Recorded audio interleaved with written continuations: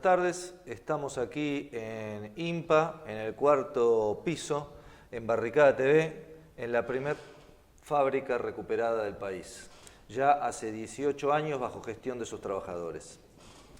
Hoy charlaremos de un tema que hemos abordado no solo en este programa, sino en otros, que es el tema de la deuda externa. Lo hemos abordado en reiteradas ocasiones porque sin duda es uno de los temas más importantes, más condicionantes y más graves que afectan la historia del país a lo largo de toda su historia, pero sobre todo a partir de los últimos, ya podríamos decir, 40 años.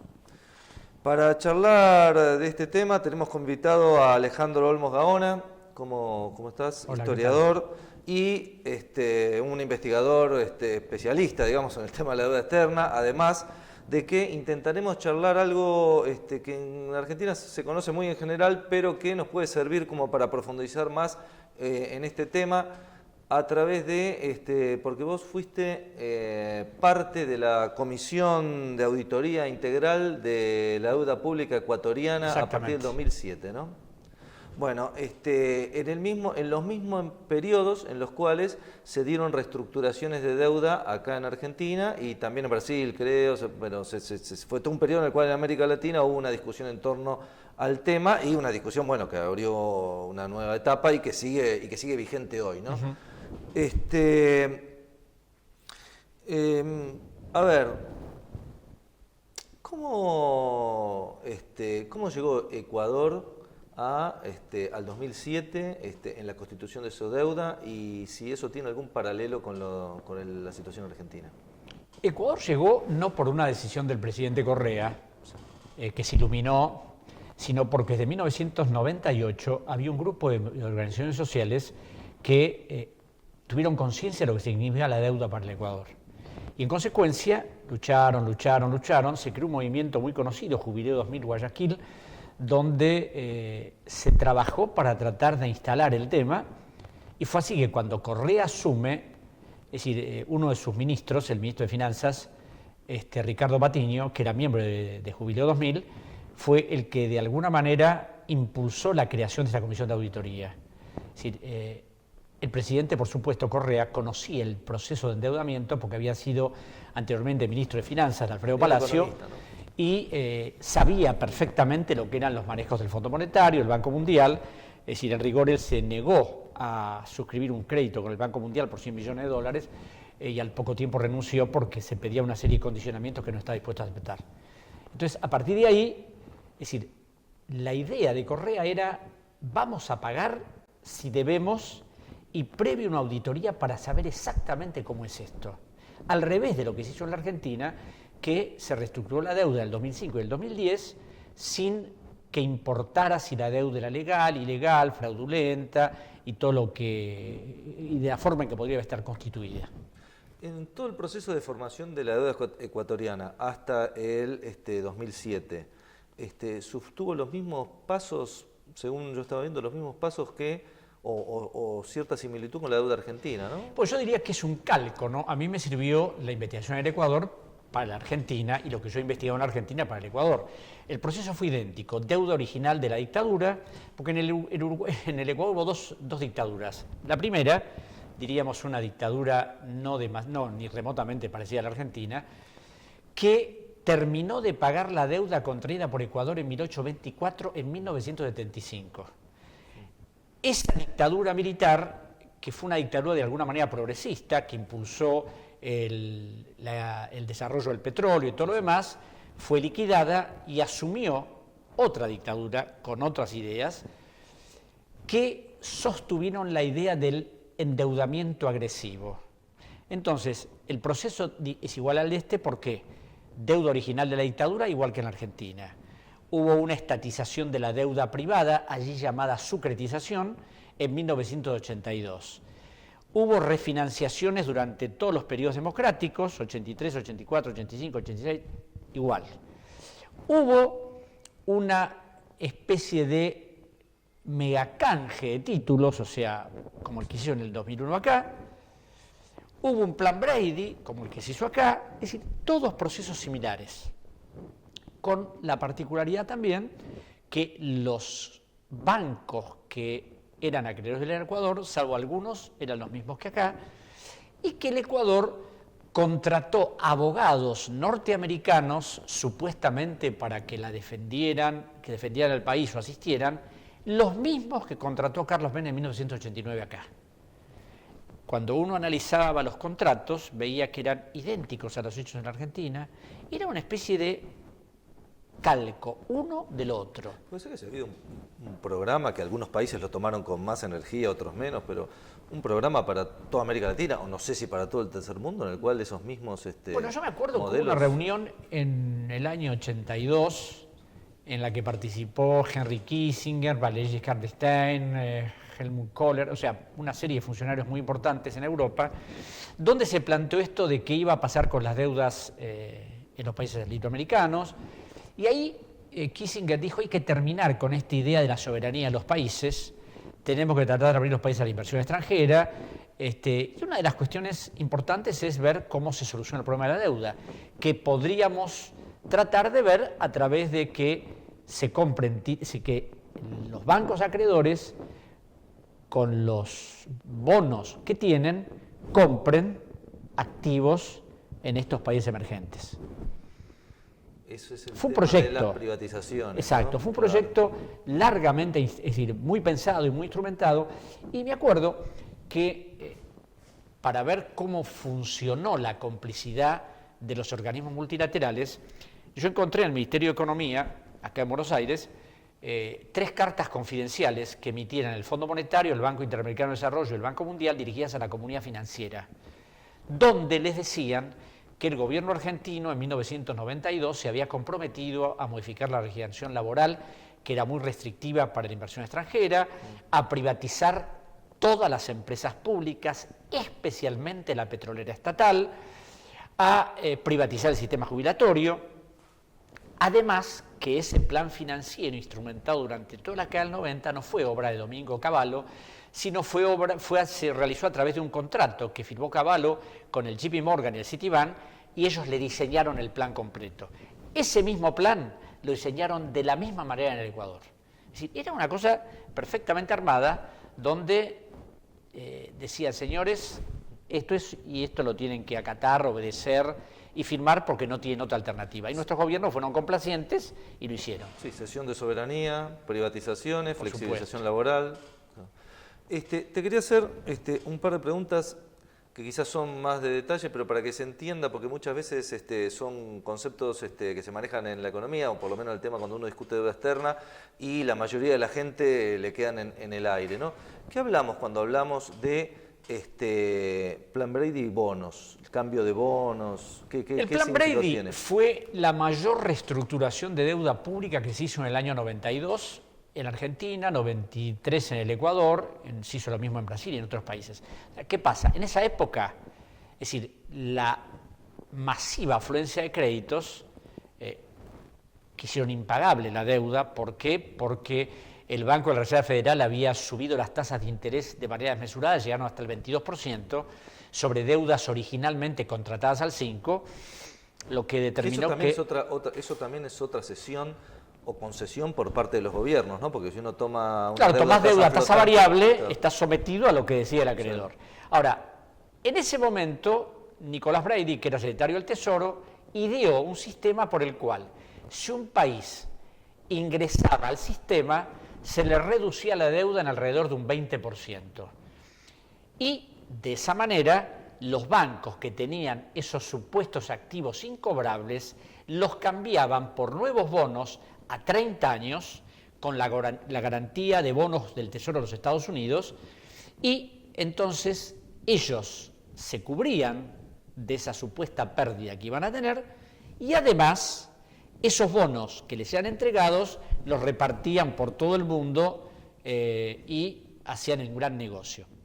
Pero además, como este fue un plan muy completo, esto permitió que bonos de la deuda argentina que valían el 17% en el mercado secundario de los Estados Unidos y de Europa, sirviera para comprar empresas públicas en la Argentina. ¿Por qué? Porque Menem emitió un decreto reconociendo el valor nominal de los títulos. Es decir, que si vos comprabas en $17 un título de 100, el gobierno te reconocía el valor de 100, no el valor de la compra.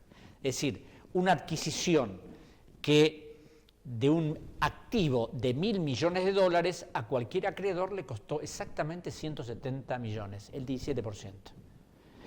Y por otro lado, esa baja de supuesta para acceder al plan Brady también es una ficción. ¿Por qué? Porque si vos reducías la deuda en un 25%, la deuda real estaba en el 17%. Es decir, los acreedores ganaron siempre, más allá que para poder acceder al plan Brady hubo que comprar bonos cupón cero del Tesoro de los Estados Unidos. Y para comprar esos bonos hubo que haber prestado plata al Fondo Monetario, al Banco Mundial, al Import-Export Bank de Japón y por supuesto, y al Banco Mundial. Entonces, la Argentina se volvió a endeudar por alrededor de 3.600 millones de dólares para comprar esos bonos. Bien. A ver, volviendo al tema de Ecuador, ¿cómo fue la operatoria que finalmente, cómo fue el informe que hicieron ustedes desde la auditoría y qué fue lo que a partir de ese informe hizo el gobierno ecuatoriano y cómo quedó el tema de la deuda en Ecuador en ese momento? El tema de la deuda ecuatoriana fue que cuando nosotros le presentamos al presidente en septiembre del 2008 el informe, era un informe donde no fue un informe exhaustivo, pero igual lo que habíamos hecho ya mostraba la estructura del fraude y la posibilidad de que el Ecuador pudiera impugnar todos los créditos.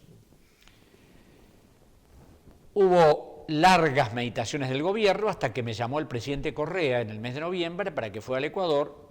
El Ecuador suspende el pago de la deuda y me pide a mí que colaborara con la ministra de Finanzas para ver qué era lo que se podía hacer en Estados Unidos. Aquí hubo un problema, y un problema determinado, ¿por qué? Porque para accionar en los Estados Unidos necesitábamos contratar abogados norteamericanos. Yo le había sugerido al gobierno que contratara a un estudio de abogados, el estudio Rabinovich, Lederman, Standard Krinsky, que me habían sido sugeridos por el embajador de Venezuela en los Estados Unidos, Bernardo Álvarez, que eran abogados de Cuba. Era un eficiente estudio de abogados que había obtenido en la Corte Suprema de Estados Unidos un fallo ejemplar a favor de Cuba contra empresas norteamericanas. Bueno, el gobierno no aceptó esos abogados porque hay un personaje en el gobierno de Correa que está desde que asumió el poder hasta el día de hoy en el mismo cargo, que es socio, es miembro de un estudio de los abogados más importantes del Ecuador, con vinculaciones societarias que mejor no nombrar, y que él directamente en una reunión que tuvimos me dijo que esos no podían ser abogados del Ecuador. Llamamos otros estudios hasta que al final un estudio de abogados, el estudio de los doctores Reichler y Borg, que eran amigos de este señor, fueron los que se eligieron. Y estos señores, en una reunión que tuvimos en Quito en el mes de diciembre, dijeron que a pesar de la investigación no se podía impugnar la deuda. Y mi primera y única discusión que tuve con el presidente fue precisamente porque en unas últimas reuniones que tuvimos con el gabinete, cuando él dijo, el estudio de abogados de Estados Unidos nos ha sugerido que no hay otra opción que pagar, yo que 48 horas antes había pedido un informe a este estudio de abogados de Cuba y de Venezuela, ellos me habían informado que sí se podían impugnar. Pero bueno, en esa reunión, cuando yo intenté decirle al presidente que estaba mal informado, no aceptó que yo le dijera eso, me dijo que me agradecía mis servicios y lo que yo había hecho por el Ecuador, pero que él creía en lo que le está diciendo su funcionario y que por supuesto ni me dejó siquiera mostrarle los elementos que yo tenía para cuestionar eso. Posteriormente a eso, el Ecuador negoció con abogados del Banco de Inglaterra para pagar a través de un sistema llamado subasta holandesa modificada el 32% de la deuda. ¿Es el 32% de la deuda total o de la deuda comercial? De la deuda comercial únicamente. Que era una parte de claro. Y bueno, cuando yo me enteré que se iba a negociar de esta manera, dije, bueno, es un enorme ahorro para el país, porque en los próximos años se ahorraban alrededor de 7.000 millones de dólares, pero no se hizo lo que se debía hacer. Es decir, el gobierno de alguna manera se echó atrás, porque cuando el presidente Correa me pidió que yo fui el que le informó al país el resultado de la auditoría, él habló después, que yo hice mi exposición, diciendo lo que se iba a hacer y lo que no se hizo. En disculpa al presidente, debo decir que no contamos con el apoyo de ningún país latinoamericano, excepto una declaración que yo redacté y que fue firmada por los países del ALBA el 26 de noviembre del 2008, pero que era un apoyo moral. Se pidió ayuda a la Argentina, a Brasil y, por supuesto, está muy bien la auditoría que ustedes hicieron, pero nosotros no. Bueno, o sea, podemos decir que en una parte la deuda externa ecuatoriana se desechó el hecho de investigarla a fondo, pero hubo algún tipo de acuerdo que le permitió disminuir un 70% de la deuda comercial. De la deuda externa comercial real. Ahora en el siguiente bloque vamos a hacer una comparación con la situación del mismo momento de Argentina, en el 2005, ¿fue, no? Perfecto. Exactamente. Bueno, vamos a un corte y seguimos en el siguiente bloque.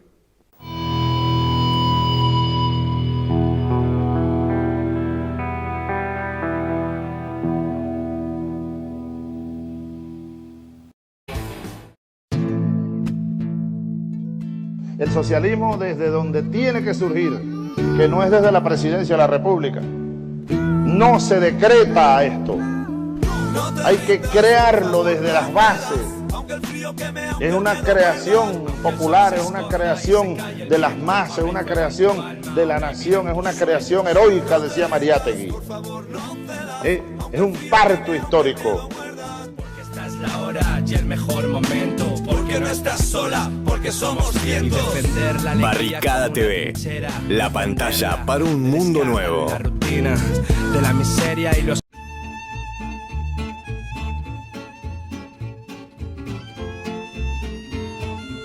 muchas cosas que nos arrima hacerla hoy en día, tener una justicia social acá adentro, ¿sí?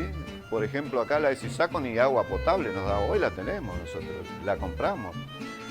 Muchas cosas, la ropa, por ejemplo, tenemos la ropa de primera, botines, que la compramos nosotros con nuestro trabajo. Entonces hemos conseguido muchísimas cosas con una fábrica antes privada que facturaba 17 millones de dólares por año. A veces nosotros teníamos que hacer paro para que nos den la ropa. Así que cambió muchísimas esas cosas y la manera de trabajar.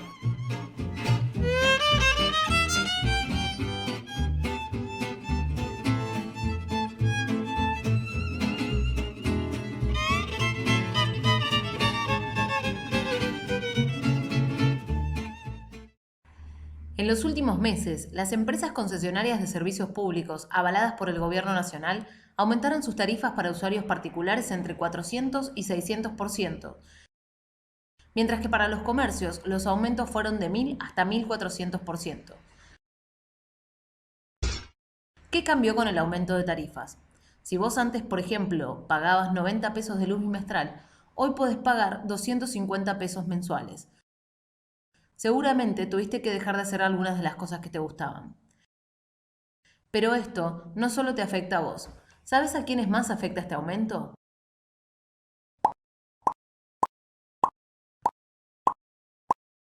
Por ejemplo, ¿qué pasa con un club de barrio si no puede pagar las tarifas con aumento? Si el club de barrio antes pagaba 1.000 pesos mensuales por luz, hoy tiene una factura de 10.000 pesos que no puede afrontar y debe considerar cerrar sus puertas. El resultado son menos actividades recreativas para el barrio.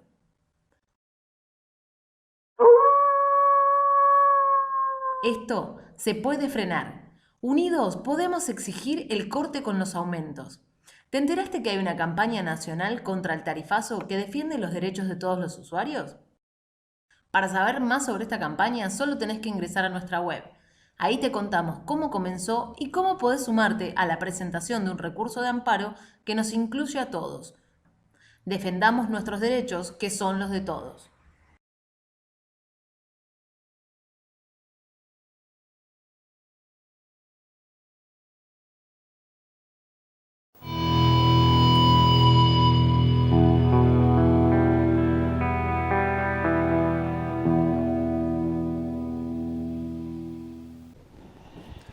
Seguimos en el segundo bloque de Dale Fuego, aquí en IMPA, la primer fábrica recuperada del país, charlando con Alejandro Olmos Gaona.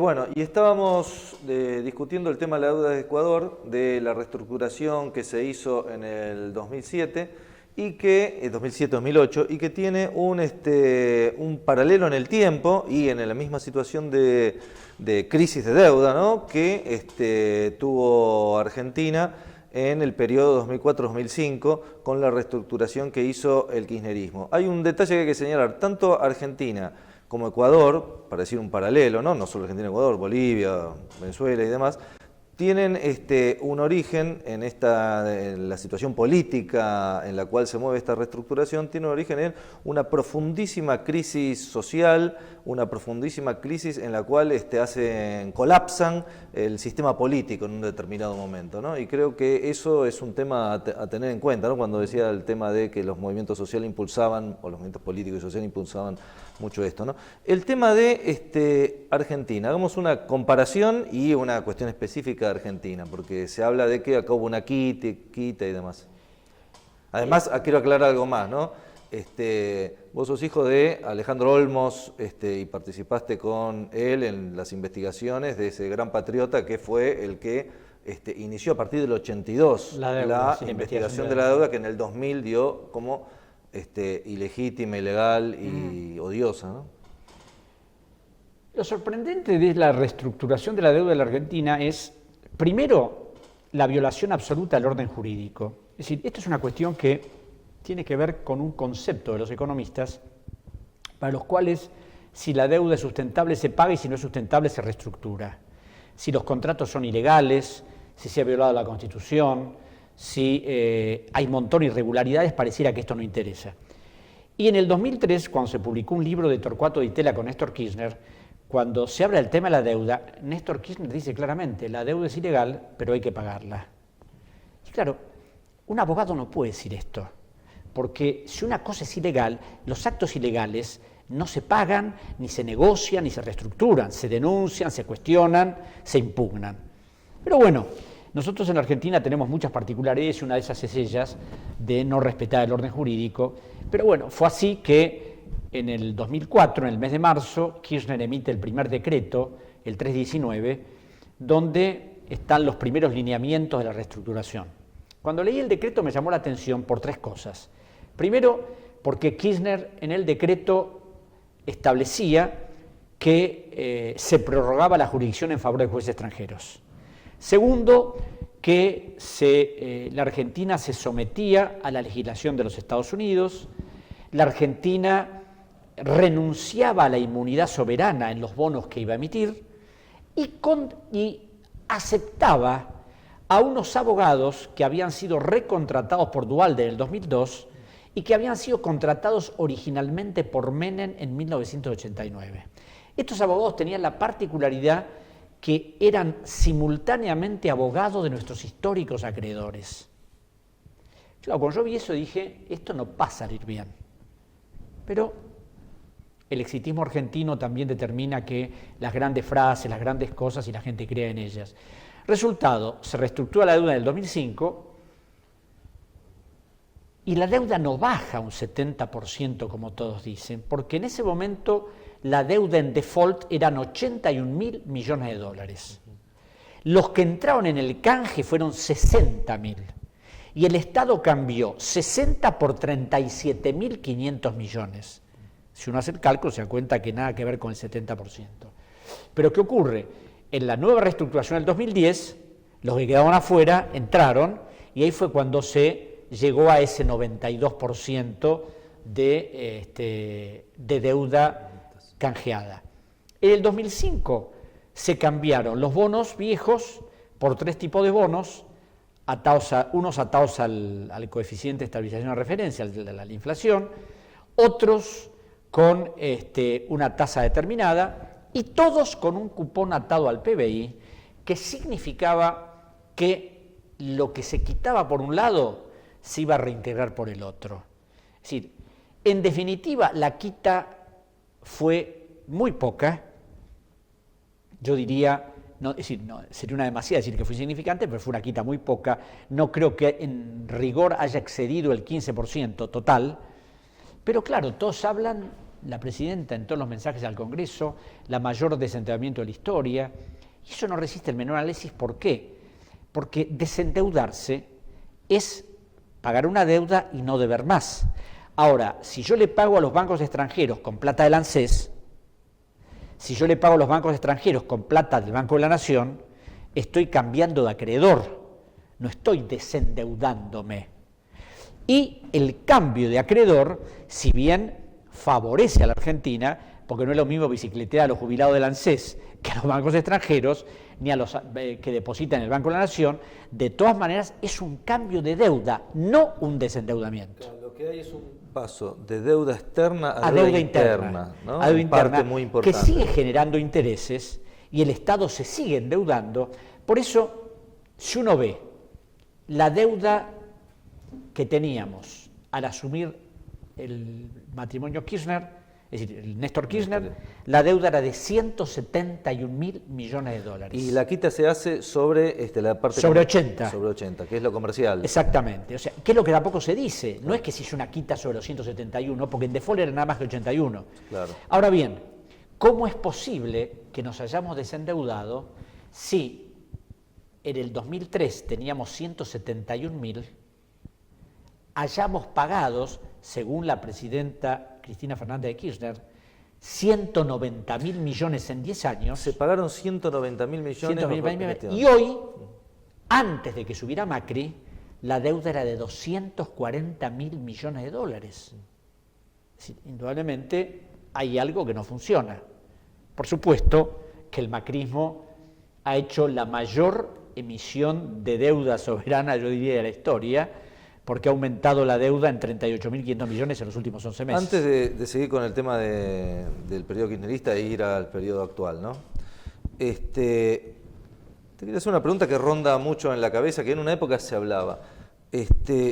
Si nosotros pagamos 190.000 millones durante el periodo de los 12 años del kirchnerismo, si pagamos, no sé, 120, 130, 140, desde el 90, no sé cuánto pagamos, desde el 93 al 2003, del Braille, del argentino hasta el 2003, estamos hablando de cientos de miles de millones de dólares. ¿No pagamos la deuda nosotros? No es mucho más de lo que nos prestaron, así sea fraudulento. Lo que pasa es que hay un mecanismo de capitalización de intereses. ¿Cómo funciona eso? Que habiendo pagado todo, claro, porque y más de lo que se prestó, lo que pasa es que la Argentina nunca, es decir, fundamentalmente paga intereses.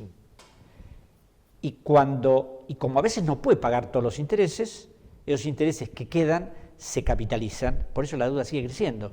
Es decir, es la lógica del usurero. Al usurero no le interesa que el acreedor le pague, le interesa que el deudor le pague, le interesa que le siga pagando invariablemente siempre. Y Martínez de Oz, que la tenía muy clara, en 1984 en la Cámara de Diputados declaró algo muy contundente: la deuda no se paga nunca, lo que se pagan son los intereses. Entonces, mientras un país paga intereses, el acreedor lo tiene agarrado y pone sus condicionalidades, es decir, y a través de toda esa asociación cuasi ilícita con el Fondo Monetario, el Banco Mundial, el Club de París, articulan todo un procedimiento para decir, bueno, no, las cosas son así. Y por supuesto eso durante el kirchnerismo se siguió a rajatabla. Perdón, durante el menemismo se siguió a rajatabla porque los condicionamientos eran seguidos escrupulosamente. Ahora, cuando viene el gobierno de Néstor Kirchner, es decir, él le paga al Fondo Monetario un dinero que no debía pagarle porque se había utilizado en fugar del país la misma cantidad que se le pagó, donde la Oficina de Evaluación Independiente había establecido que la plata se había fugado y el fondo no puede, de acuerdo a su carta constitutiva, es decir, prestar dinero para transferencia de capitales. Pero claro, se hizo un gran acto, mucha gente creyó se pagó la deuda, y no solo la deuda no se pagó, sino que tampoco nos fuimos del fondo. Porque cuando se dice, bueno, se terminó con el fondo, no se terminó con el fondo. Primero, pues cambiamos una deuda que nos costaba el 5% con el fondo a una deuda que nos llegó a costar el 15%, que fueron bonos que nos compró Venezuela, por un lado. O sea, negocio no hicimos. Pero bueno, hay cuestiones que no tienen que ver con el negocio, sino con la soberanía. Entonces, terminamos con la supervisión del fondo. Tampoco había supervisión del fondo porque no había acuerdo stand-by firmado. Entonces fue simplemente más un acto de efectismo que realidad. Y por otro lado, no nos fuimos del fondo. Sí. Seguimos con una cuestión que a algunos les parece maravillosa, y yo no sé, yo estaré en otra galaxia o en algún delirio. Cuando uno es miembro de un club, tiene que respetar los reglamentos de ese club. Si yo soy miembro del fondo, tengo que respetar las normas del fondo. Pero nosotros no respetábamos el artículo 4, que suponía el monitoreo de las finanzas públicas por parte del fondo. Y eso se manifestaba como un gran logro. No, un gran logro era, señor, me voy del Fondo Monetario Internacional y se acabó el fondo. No solo no se acabó, sino contrariamente al discurso kirchnerista, la presidenta Cristina Fernández de Kirchner envió un proyecto al Congreso en el año 2012 para darle al Fondo Monetario Internacional 3.500 millones en derechos especiales de giro, equivalían a 5.000 millones de dólares. Y en el proyecto de ley enviado al Congreso, ella no hablaba que el fondo era un organismo siniestro, como decían los discursos públicos, sino precisamente que el fondo era un organismo importante que quería solucionar los problemas de los países que tenían problemas monetarios, de la balanza de pagos. Sí, yo me acuerdo cuando leí el proyecto no podía creerlo porque no coincidía lo que la señora de Kirchner firmaba con lo que decían los discursos públicos. Y por otro lado, eso contradecía esta visión de que el fondo tenemos que tenerlo lo más lejos posible. Y entonces, para hacer un balance en tema deuda del periodo kirchnerista, porque a simple vista pareciera, no a simple, no a simple vista, sino que pareciera que el peso de la deuda, el peso económico de la deuda al final del periodo kirchnerista es más manejable que al inicio. Sí, el peso económico respecto al acreedor extranjero fue, por supuesto, mucho más manejable porque se convirtió de deuda externa en deuda interna. Ahora, la deuda interna, o sea, la deuda con el Fondo de Garantía y Sustentabilidad del ANSES, que es un fondo que sirve para respaldar lo que reciben los jubilados. Es decir, ese fondo se le pidió dinero y se dieron títulos que pueden ser indefinidamente bicicleteados. Con el Banco Nación pasó exactamente lo mismo, con el Banco Central pasó exactamente lo mismo, y excepto un perfil más manejable de la deuda, para mí no hubo desendeudamiento alguno. Con un agravante, que el estado del Banco Central en diciembre del 2015 era realmente más que preocupante, porque tenía un patrimonio neto negativo de más de 80.000 millones de dólares y un stock de LEVAC y NOVAC, o sea, de letras del Banco Central a corto plazo emitidas en pesos, que excedía los 30.000 millones de dólares. Y el riesgo económico de ese endeudamiento interno y del pagar con bonos y la existencia de estas letras, ¿cuál es el riesgo? El riesgo es el déficit. El déficit es el déficit que empieza a subir desmesuradamente, que es un déficit que ha heredado el gobierno actual. Algunos discuten si es el 7, el 6, el 5, y que indudablemente el gobierno de Macri, desde sus políticas, está tratando de aumentarlo. Y además, así como el kirchnerismo dejó una importante cantidad de LEVAC y NOVAC, el gobierno actual, es decir, las aumentó desmesuradamente, al punto tal que en enero del año pasado, en enero de este año y enero y febrero, la tasa de interés de las LEVAC era del 38% anual. Es una barbaridad. Si uno analiza, hace un promedio de LEVAC que tiene el Banco Central a pagar hoy, estamos en los 44.200 millones de dólares en pesos, 680.000 millones de pesos. A una tasa de interés promedio, promediando los 26,5 de ahora, más lo de enero, febrero y todo lo demás, y este año hay que pagar nada más que de intereses de las LEVAC, más de 100.000 millones de pesos. ¿A quién? ¿Quiénes compran esas letras? Los bancos. Claro.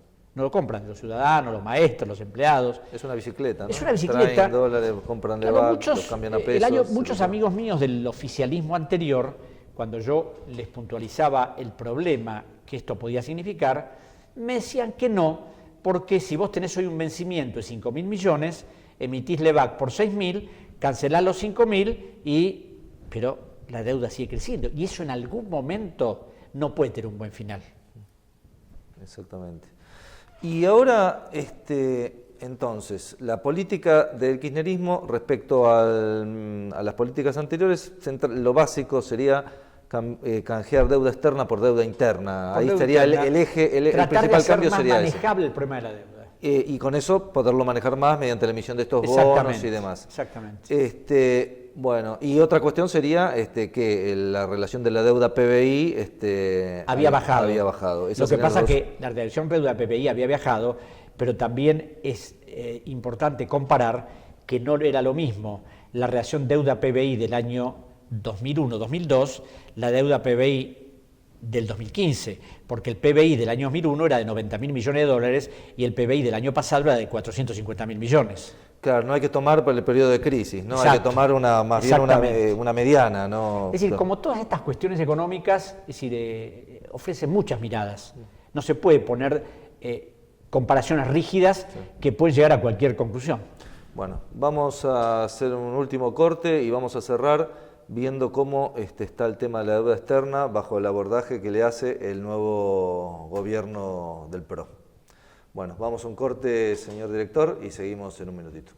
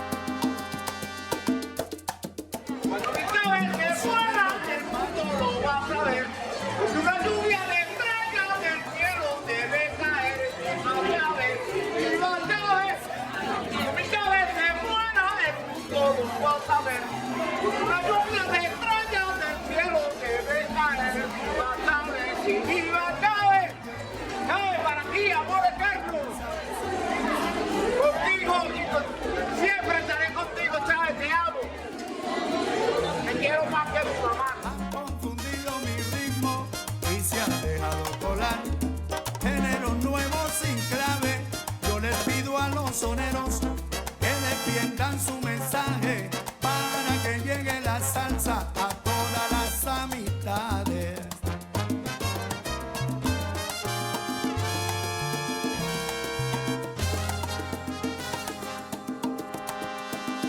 Con el cuento tropical han confundido mi ritmo y se han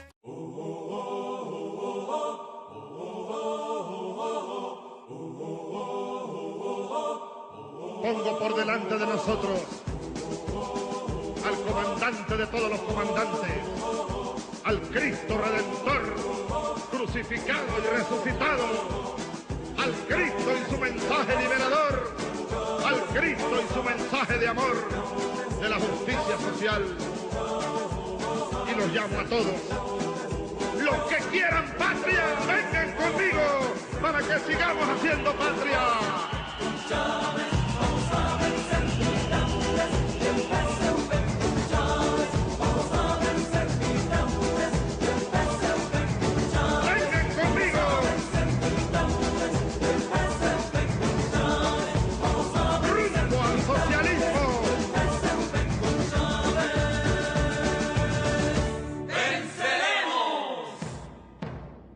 Socialismo, inclusión. Barricada TV, un arma de combate para los que luchan. Bueno, un saludo y una invitación a los panas de Barricada TV, acá en la parroquia La Vega, donde no solamente hacemos radio, también están los compas de Barrio TV, está la dinámica cultural y todo el trabajo comunal que podamos desarrollar de aquí a que ustedes vengan bienvenido y aquí lo esperamos. Un saludo y un abrazo a Barricada TV. Continúen luchando, que si no luchamos no logramos nuestro objetivo. Y nuestros objetivos son la lucha de clase, la lucha de los pobres contra los ricos, porque los ricos se quieren adueñar del mundo, se quieren adueñar de nuestro aire, de nuestra tierra.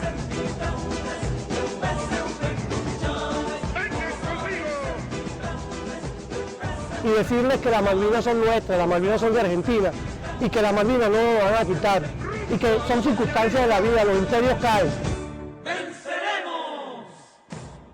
Para esos camaradas allá en Argentina, yo le voy a dedicar esto. ¡Viva la patria! ¡Viva la revolución! ¡Viva Chávez, carajo! Un saludo, pronto nos verán por allá. Sacrificio, integración, reimpulsando la nación, justicia y revolución. Tras 200 años de extracción y consumo voraz, los combustibles fósiles baratos y de fácil acceso han alcanzado su techo productivo. Las empresas y gobiernos continúan apostando por los hidrocarburos como principal fuente de energía, explotando ahora yacimientos conocidos como no convencionales. Una de las técnicas empleadas para extraerlos se denomina fracking o fractura hidráulica. Pero, ¿qué es el fracking?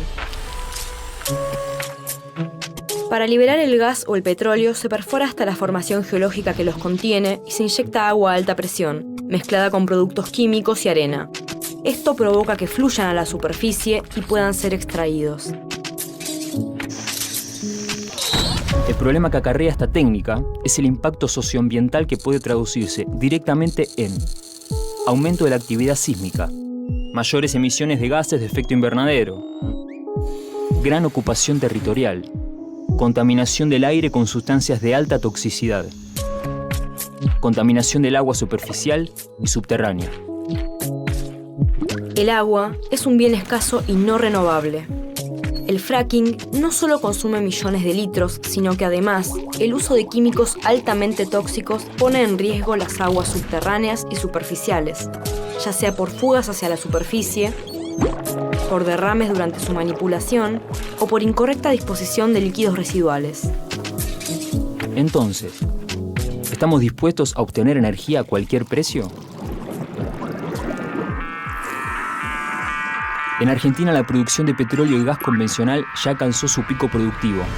La búsqueda de más hidrocarburos está extendiendo la frontera extractiva.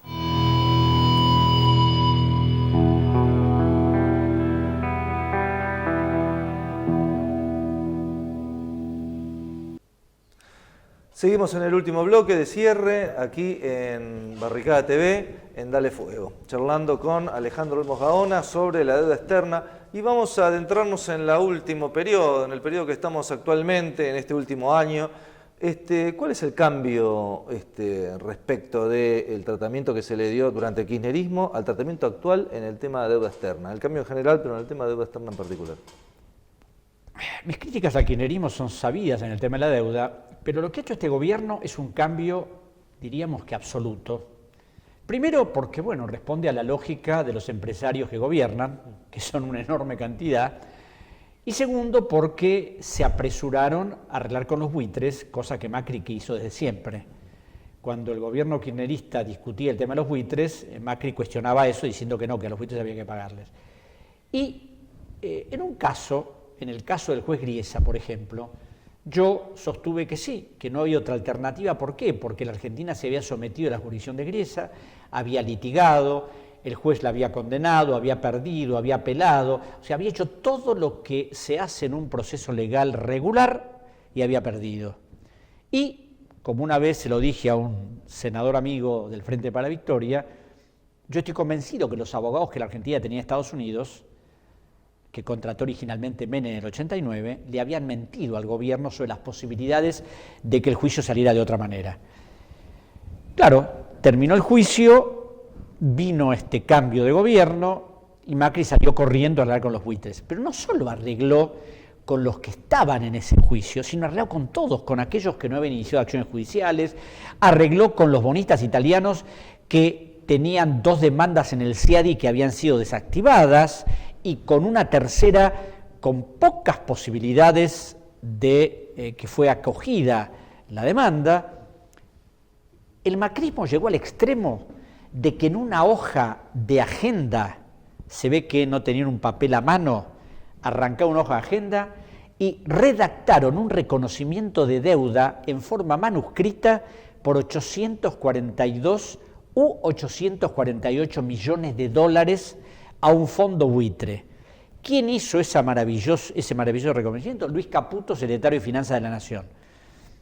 ¿Cómo es posible que algo que necesita determinadas formalidades, en la Argentina cualquiera que hace una hipoteca por $10.000 tiene que firmar una escritura pública, aquí en una hoja de agenda a mano el secretario de Finanzas le reconoció a este fondo buitre, y digo 842, 848 porque se ve que no estaban muy seguros de cuál es la cantidad y pusieron 842, anda 848, o sea, puede ser una cifra o la otra. Total, el que paga es el pueblo argentino, que siempre se hace cargo de las deudas. A partir de ahí y de esos acuerdos que se hicieron, se mandó ese proyecto al Congreso, que lamentablemente fue votado también por el Frente para la Victoria, donde se arregló con los buitres, se emitieron 16.500 millones de dólares, 12.500 para los buitres y 4.000 que quedaron en la cerca del Banco Central.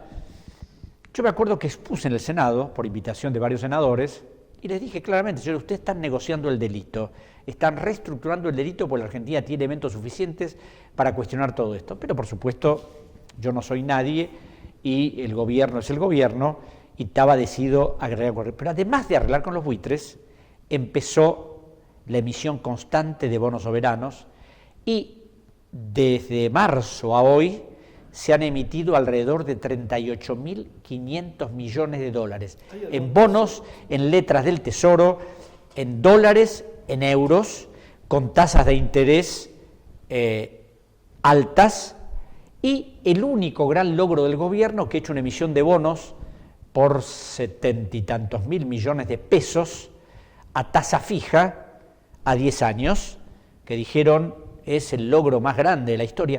Parece que estos gobiernos cuando dicen algo es lo más grande de la historia, ¿no? Yo casualmente en este momento no tengo tiempo, pero me gustaría dedicarme a ver las emisiones de bonos, a ver si realmente es como dicen, pero la tasa de interés tampoco es una tasa baja porque es el 18,5%.